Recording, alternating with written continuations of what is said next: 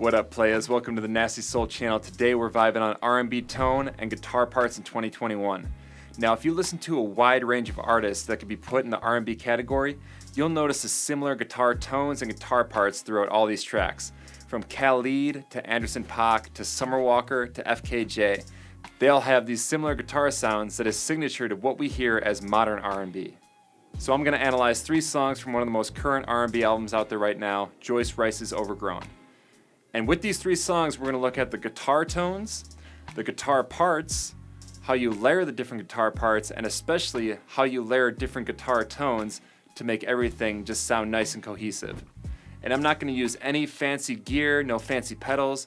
All the effects I'm going to use are plugins in Logic, so you could recreate any of the guitar tones with whatever gear that you have.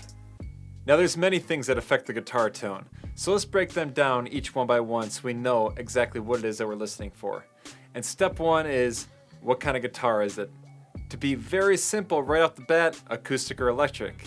That should be the easiest one. And then from there, if it's electric, what kind of electric? Is it a semi-hollow body like a Gretsch or a D'Angelico? Is it a humbucker sound like a Les Paul? Or is it kind of like a more bluesy, raw sound like a Strat, that single coil kind of sound? So after I got the right guitar, then I want to think about what are the effects on the guitar. Now the simplest way to understand every single guitar effect out there is to break them down into these 3 categories. The first being delay and reverb. This is anything that comes after the instrument is done playing. So, right, a delay has an echo sound after that. A reverb has that room sound, which it could be a lot or it could be little, but no matter what, when the instrument is done playing, there's still something happening after that. So that's our first category. Our second category is gain. The amount of gain or distortion. Is a guitar super heavily distorted like a metal band, or is it super clean like a jazz sound? Somewhere in the middle. Where's the crunch? That's the second category. And the last category is basically every other effect out there. We're talking phaser, flanger, wah pedal, chorus. All those ones just right there affect the frequency in some kind of way. And then on top of that, I would even throw in something like a vibrato pedal, which it affects more of the pitch, but it's the same kind of category. It gives it that kind of wavy feeling when you put the pedal on. So all those are put together right there. And just between those 3, that basically covers everything. And whenever you're listening for a guitar tone or trying to come up with your own style, putting the effects into these categories should give you a better understanding of how they actually work and how they actually change the sound that's coming out of the guitar. All right, the first track we're going to look at is On One, and it's driven by this main funky guitar part that just holds down the whole groove. And because of copyright issues, I'm not going to play the original track. I'm just going to play what we have here and look it up for yourself and just, hear the differences and the similarities of what we got going on here. So let's listen to the track right now and just get a vibe of where the guitar tone's at, and then we'll see how we get there.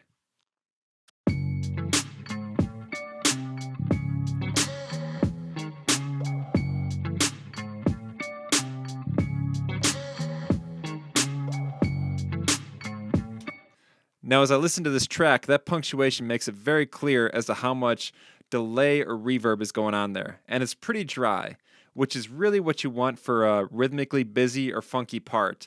Because if there's too much trail, reverb, or delay going on, it's going to muddy up the overall rhythm and just the part in general. So you want it to be pretty dry so you can really feel that rhythm and that groove. And one example, though, of a funky guitar part that has a lot of delay is Nile Rodgers playing on David Bowie's Let's Dance. And if you listen to that part, it's just a little bit in the beginning and the delay carries on that groove. So it's a very open part where you would want something like that to fill out the space. But here, this rhythm part, it's just grooving the whole time, so you don't want any other effects trailing off and muddying up the sound. So we know we got a generally dry sound, and if we listen to it again, you want to hear the amount of distortion or gain. Is it crunchy? Is it clean? And from hearing this, now when it comes to that kind of wavy sound, what you want to determine is it the frequency or the pitch that's going up and down. And what I'm hearing is a vibrato effect, which is a variation in the pitch to make it sound slightly out of tune, kind of like an old vinyl record.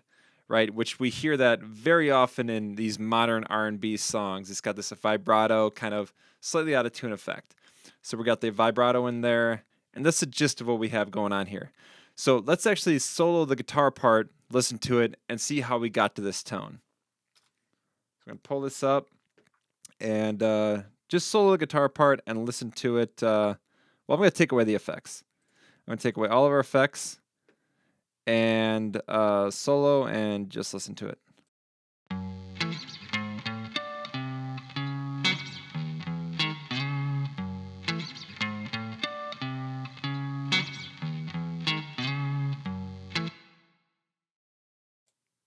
Okay, so that was the solo guitar without any effects. It's just going through my amp simulator. I got the Neural DSP. I think it's a nice little one, but it's just direct in, my Fender Strat direct in. That reverb was already on there. I left it on there. It's just a little bit. And, you know, from there, we're going to add some stuff.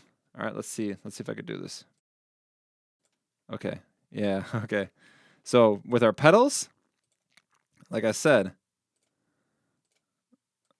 I did a little bit of vibrato. Let's listen to it first.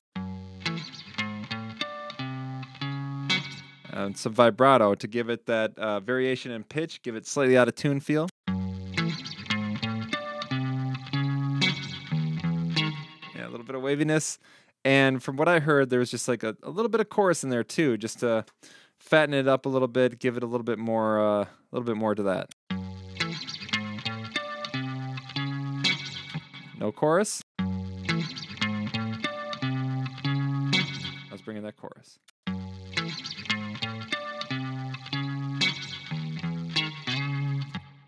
And with this kind of effect, we want it to be very dry, like nothing in between when those spaces come in. So I put on a noise gate as well, just to really, really just cut it off and just make that strong rhythms. And then from there, a little bit of EQ.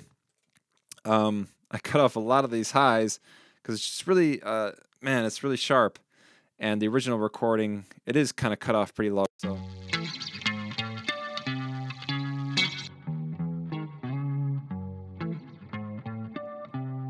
But to cut off that much highs, it's too much. So we put in another EQ and just raise a little bit more of those highs.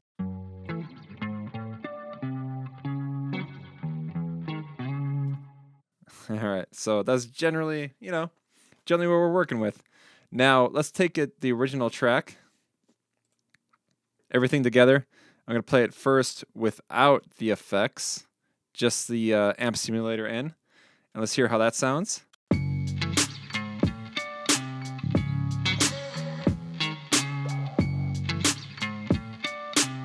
See, very like tinny. There's a lot of highs. That's why I like the EQ. And then we add those effects, and then we got this. Hey.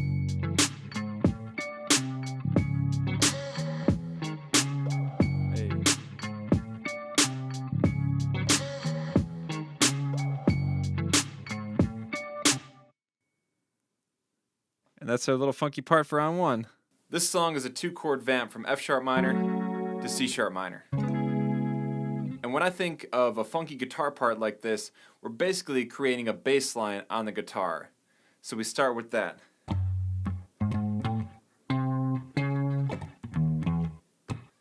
And to get that low note, I'm tuned in a drop D tuning. So just this low E string is dropped to D. And I can play it like this.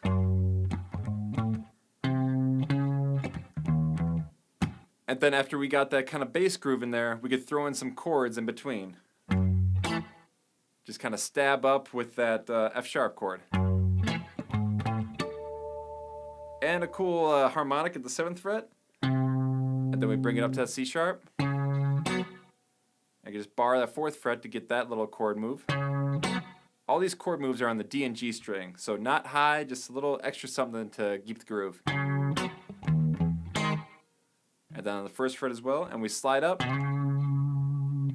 Just like that. So a nice just grooving.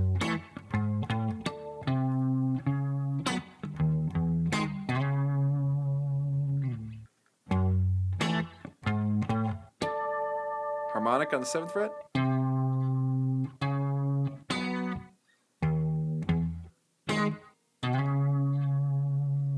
slowing in time. Here we go.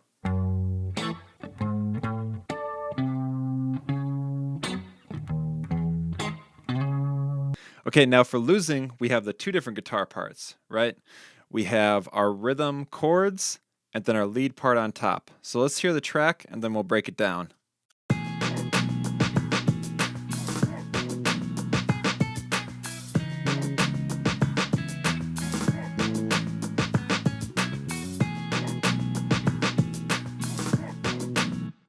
Okay.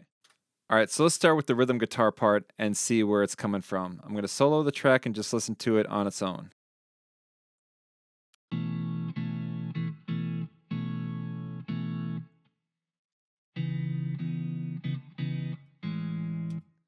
Yeah, now generally when you have two guitar parts together, a rhythm part and a lead part, you want the frequencies to be a little bit different. You want the rhythm to not have so many highs so the top line can be on top of it with actually what it's playing, but also the frequency as well.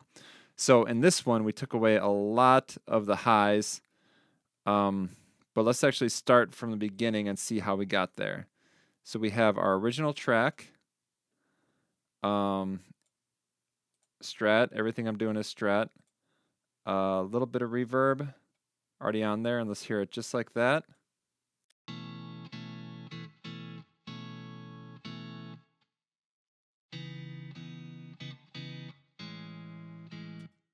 All right, cool. And our effects, a little bit of chorus, just to give it some of that vibe.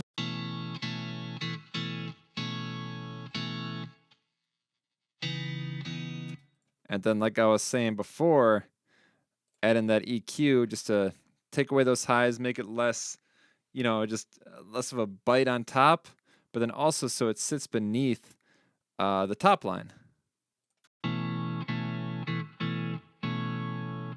And what I heard from listening to this recording, this rhythm part, it had a lot of low mids, low mids, and it just really filled it out. It kind of felt like a keyboard, because that's generally where a keyboard would sit when it's playing like rhythm. It could sit in those kind of mid to low areas, and it was really filling it out. So I took the second EQ and bumped that up, and a little bit of the highs too, so it wouldn't be so muffled.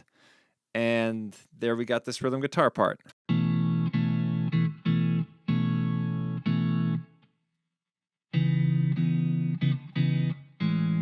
All right, so let's just check. If I do this, I'm going to mute the top line and have just the original guitar part without the effects, just the amp simulator. And let's hear what this sounds like with the track.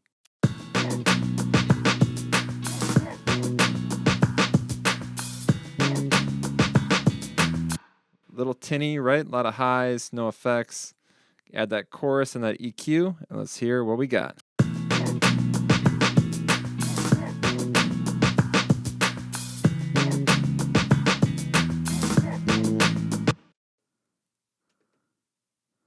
All right, let's check out this top line. Got it soloed, everything with the effects. Let's hear it.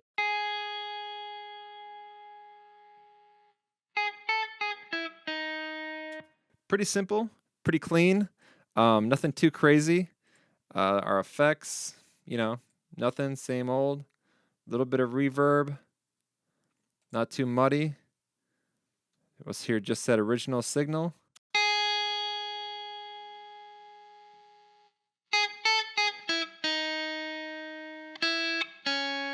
All right, cool. I throw on my chorus, matching that rhythm tone, keeping with the vibe.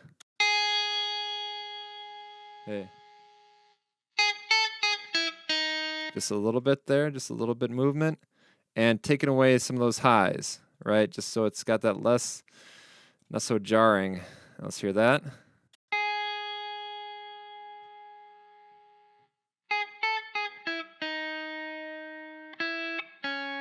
Okay, yeah. All right, now let's hear what it's like over the track without the EQ and the chorus.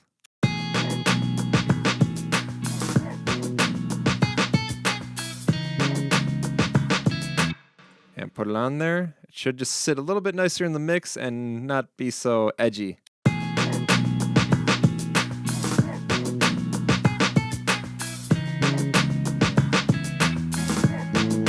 And if you hear that, let's actually take just the two guitar tracks, and I'm going to take away all the EQ and the chorus. That's basically what we have. Oh, and let's hear that.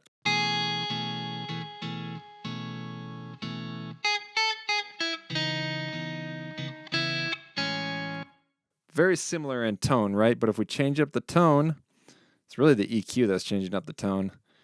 And then they just kind of a little bit more three-dimensional, I would say.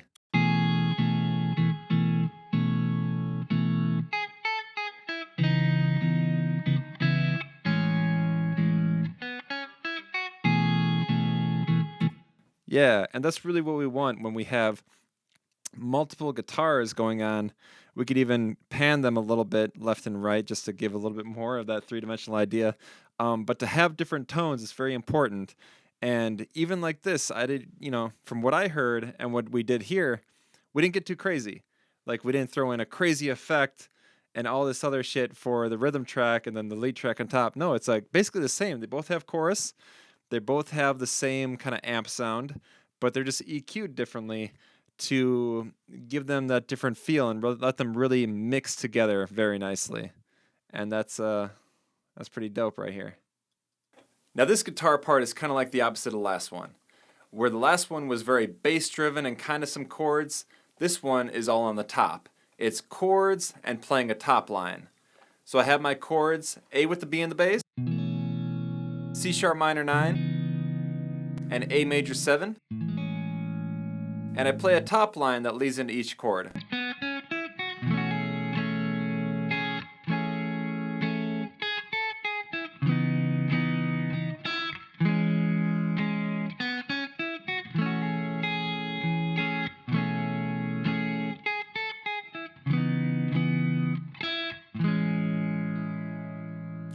So something as simple as that, playing a chord and playing a top line that leads into the next chord, is something you hear very often in today's R&B music. So that idea right there is great, but when it comes to recording, if you listen to it, those are two different guitar parts. So one guitar part is playing just the chords, and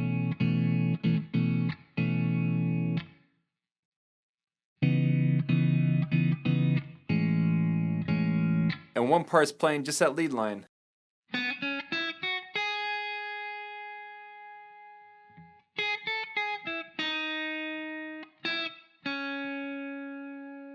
So there's two main advantages to just separating this into two different guitar tracks. One is you're allowing each part to ring out and really have its own space. So the chords can just be the chords and really focus on that rhythm, and then the lead line can ring out over top and have its own voice as well.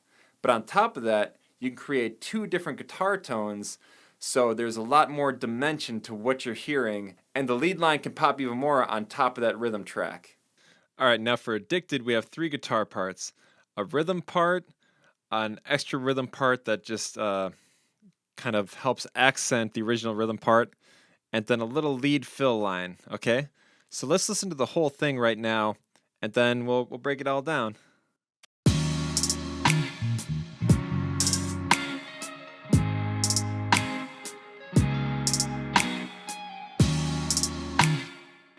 Okay, so obviously with this part, there's a lot of space. It's just chords and, that stab and then space. So we hear that reverb. We definitely want a lot of reverb.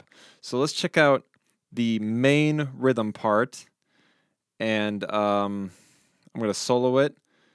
And we obviously hear a good amount of reverb, some crunch, and that's kind of it.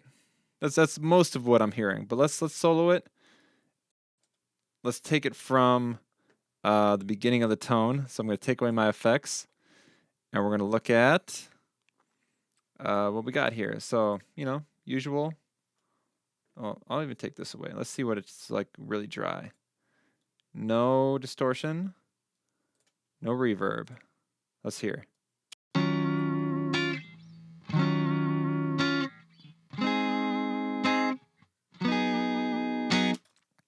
Okay, so we put on our distortion, a little bit of overdrive, not too high.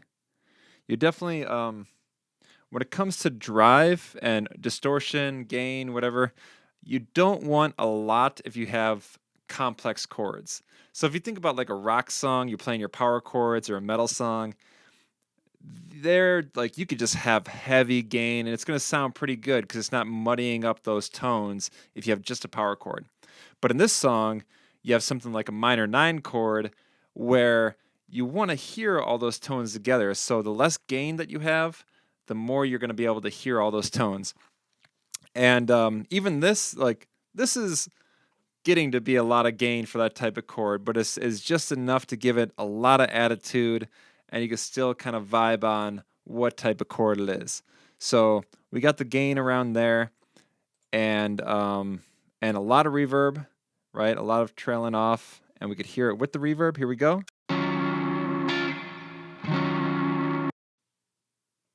Oh, let's try that again.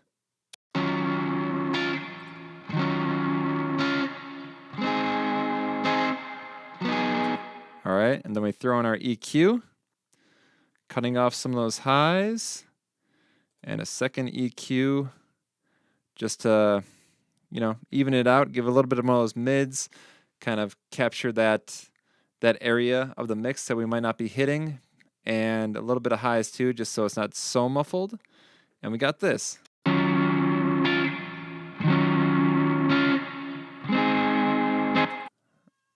All right. Okay. So let's mute all of our tracks besides the rhythm track with the overall thing, and let's hear what that sounds like. First, without our, let's just go crazy here. No EQ, no reverb, and no distortion. Let's hear what this dry, direct in with a little bit of amp simulation over the whole track.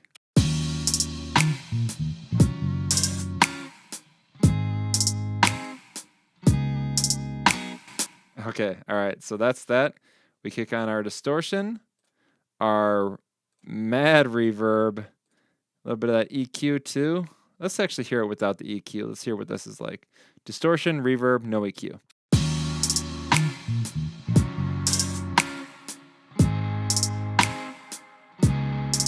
Maybe just a little bit too high end with the EQ. Final.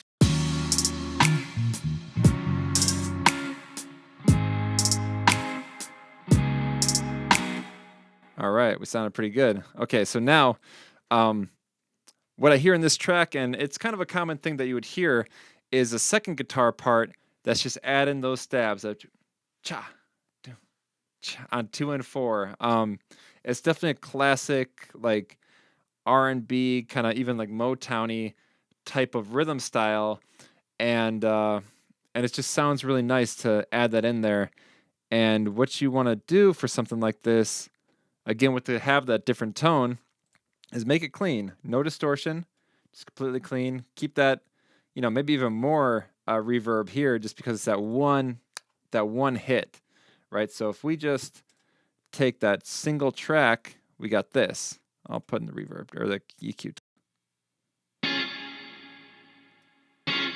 Just nice and clean, a lot of trail. Got that panned over pretty hard, right? And our EQ, what do we do with the EQ? Take off the highs.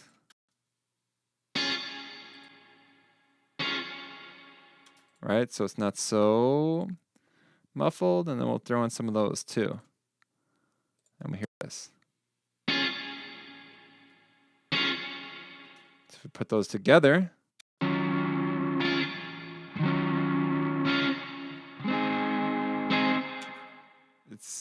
it's all about making it three-dimensional, just having all these different options. We have the different tones, that's one dimension. We have the different EQ levels, that's another dimension. And then even the panning can be another dimension, right? So we have all that together. And then finally, we have our little lead guitar fill. I'm just going to put it all together. And, well, we'll solo the lead guitar. Let's hear what this is.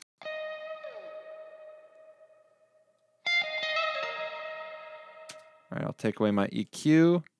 See what we did here. You know, keeping with all that reverb. We want that lot of space.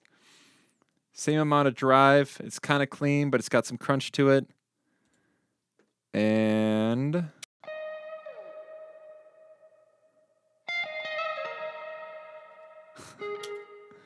just some EQ.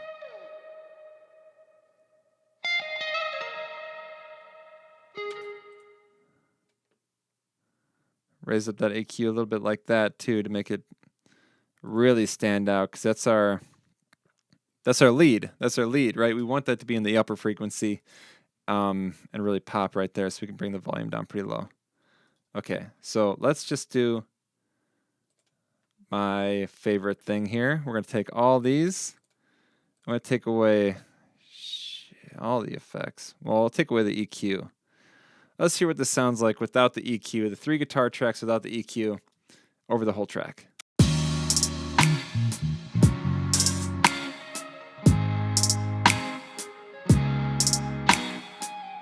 All right, now we add our EQ. Remember, most of the EQ that we did was we took away the highs for the rhythm tracks, and we boosted a little bit of highs for that lead fill, and then I evened out some mids as well. And we got this.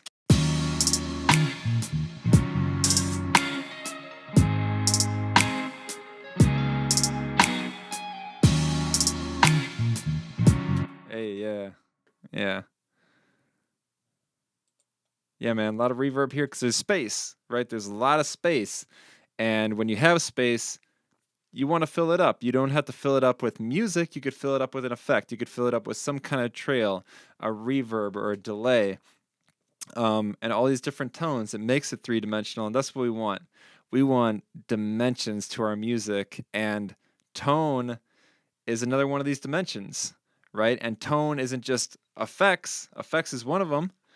But there's a lot of different levels of effects. The amount of gain, the amount of reverb or delay, any type of phasers or vibratos or things like that, and then also the EQ, right? What frequency is it at? And then finally, panning. You know, that's like all the different elements that you could have there to really put all these different guitar parts together and just make them cohesive, fit together nicely, and not just sound like they're competing for space. You never want them to be competing for space. You want them to support one another. And all these different levels of tone are ways that we could help all the different guitar parts support not just each other, but the other instruments in the mix as well. Now, the guitar part in this song is pretty simple, but it's the layering of the guitars and the tones that make it unique. So the first part is just our 3 chords, D sharp minor 9, A sharp, and B with the C sharp in the bass. And we just have that tone, and we hit the chords just as chords, right, to create a nice little rhythm.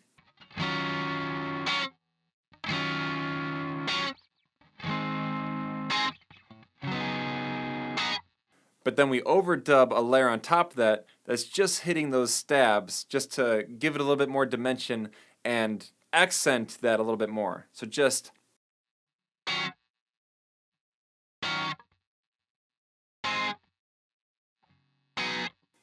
And then our last part is that little lead line on top that's just like a cool little fill.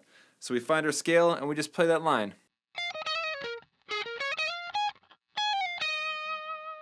Now, to give a final brief overview of tone, what you want to think about starts with what you're playing. Your fingers, your feel, what the part is, that's step 1. Step 2 is how is it dialed in terms of gain? Is it clean? Is it a little bit dirty? Got that? Where's the reverb at? Do you want some trail off your notes? Reverb, some space, delay, a little bit more echo, if you will. And then, other kinds of effects from there. That's all that. But then, of course, you got the EQ. Where's that at? Do you want some mids? Do you want some highs? Where's the bass at? Think about all those things put together in response to even the other instruments if you're really recording something direct in or you're just thinking about the mix overall. These are all the things to pay attention to, and that's basically it. It's a lot. They all go into many details in either which way, but that's the general idea of it. So you put all that together, and then you can do something unique. And of course, there's no rules, right? There's generally what you hear, what people do, but you could take it any direction that you want, and that's where the creativity is. Each of those different levels is like a different color to play with. And you do that, and you come up with your own thing, and you can take it from there. And if you want to learn a little bit more about the types of chords that are in here, and just want a good overview for neo soul and R&B, check out my neo soul guitar book. It's got chords, it's got chord progressions, it's got how to solo over them. Just a great beginner guide to just have everything right there. So definitely check that out. And I want to thank all my Patreon supporters for keeping this channel just growing and allowing me to invest more time and energy to make this channel best for everyone out there. So thank you all, and of course, keep jamming and stay nasty.